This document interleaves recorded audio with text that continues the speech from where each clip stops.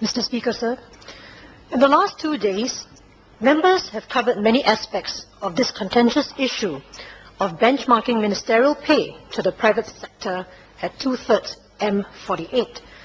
The member for Hougang has comprehensively stated the Workers' Party position on this matter.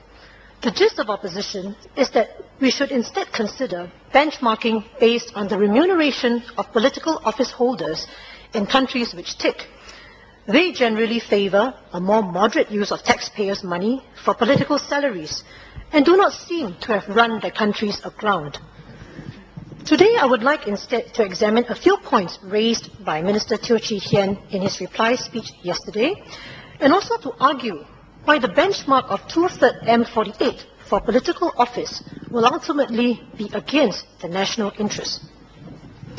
First, points raised by the Minister yesterday. Minister Teo attempted to rebut the member for Hougan's contention that this debate was a waste of taxpayers' money. He said instead that this was a hallmark of PAP's commitment to transparency. While I do agree that this is an opportunity to have a public airing, the debate arouses a feeling of déjà vu, harking back to the other transparent debate about whether to have casinos in Singapore. This revision is presented to Parliament in the form of a ministerial statement under Standing Order 44. No vote will be taken. Not one thing said by any MP will change the decision of the government.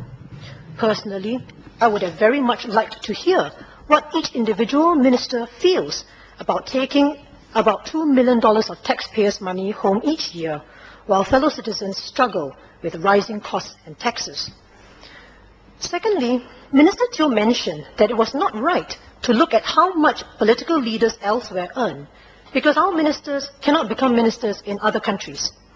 But the comparison is logical, because we are comparing similar skill sets and responsibilities, funded by the public. Looking instead at our benchmark of 2/3 M48, how valid is it as a measure of a minister's worth? Is it possible that, in fact, some of our ministers are doing better in cabinet than they would have done in their previous careers? Can we say that each and every minister in cabinet now would have become a top-earning banker, accountant, lawyer, engineer, or CEO?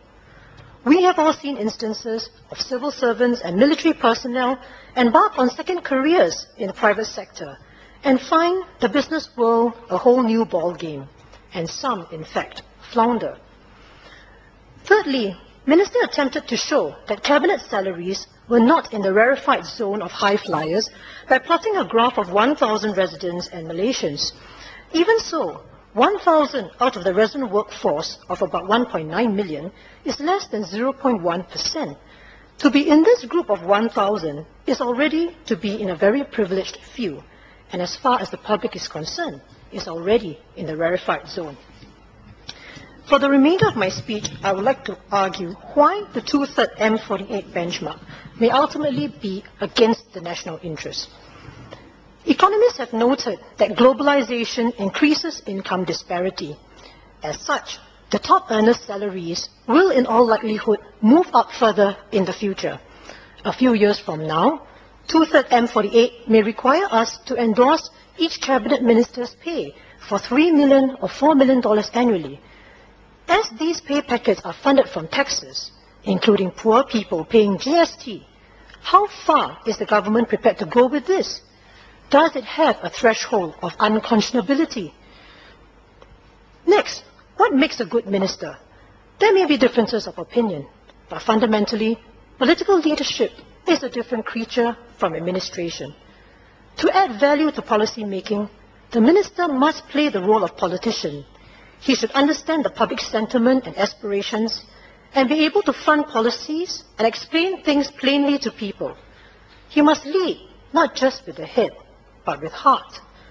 His ground feel of the needs of the people and understanding of their plight distinguishes him from the professional civil servant who usually focuses more on efficiency and expediency in implementation.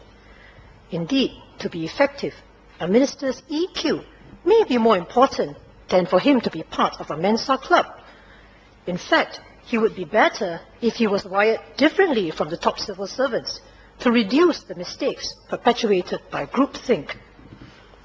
Minister Mentor Lee Kuan Yew previously justified why it was not feasible to have foreign talent in the political leadership. He said that political leadership should have passion, the commitment, and share the same dreams as the people. I agree. The question is, how will 2/3 M48 affect empathy, the ability of ministers to share the same dreams as the people? Ministers are currently drawing about $1.2 million annually, which divided by 12 works out to be about $100,000 a month.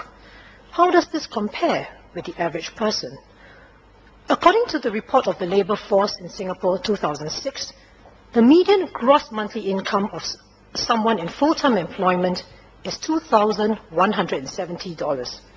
In other words, an ordinary person takes a month to earn what a minister earns in half a day. For university graduates, the median gross monthly income is about $4,450. This would take the minister about 1 day to earn. As you move salaries up to 88% of the benchmark, we will find that the average worker's monthly pay may be earned by a minister in a matter of 2 or 3 hours. Does the cabinet not feel a tinge of discomfort drawing taxpayers' money at such a rate? At such rates, can ministers and Singaporeans share the same dreams?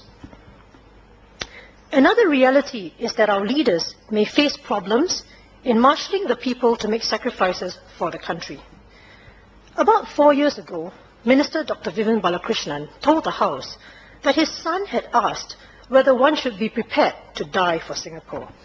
This sparked off a heated public debate. The cynics invariably linked this question to ministerial salaries. To quote a member of the public, and I paraphrase, "Who are we trying to kid? Before we start talking about dying for Singapore, let us look at our leaders. We are told we cannot get good leaders unless we pay top dollar, so why expect more from the rest of us?" Citizens should be able to look to leaders for moral leadership and inspiration. If what they perceive are mercenaries at the helm, then asking them to make sacrifices will be met with cynicism and indifference. This will not bode well for Singapore's future. What will happen when crunch time comes? Is this a time bomb planted for the future of Singapore?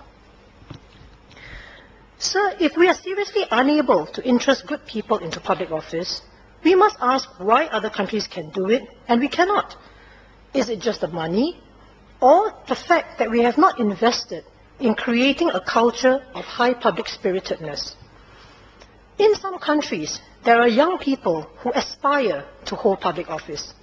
Senior Minister Goh had previously told Parliament that we could not expect Singaporeans to behave like people in other countries because we are a young nation and people still see things in material terms. How sad. After 41 years of nationhood, national service, and National Day parades, what do we teach our children? Do we judge a person's worth by his salary? If so, we have wasted millions of tax dollars on these nation-building efforts, which have truly been in vain. Public service must remain a noble undertaking for which people are prepared to make sacrifices in exchange for the benevolent power to improve the lives of others. If we corrupt this by money, we can be efficient, but never a country of high ideals. As such, I cannot agree with the members who see political office as yet another career choice. It must be more than a job, and the holder must be able to think of others besides himself. In the popular American comic strip, The Wizard of Oz, there was a public address by the king to his subjects from the royal balcony. The king began, "Remember the golden rule."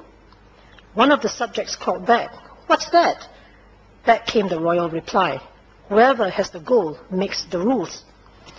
If the gold is indeed taxpayers' money, then Singapore is not that far from the kingdom of Oz. And it does not matter what transparency the government has claimed in this attempt to justify the pay hike. Thank you, sir.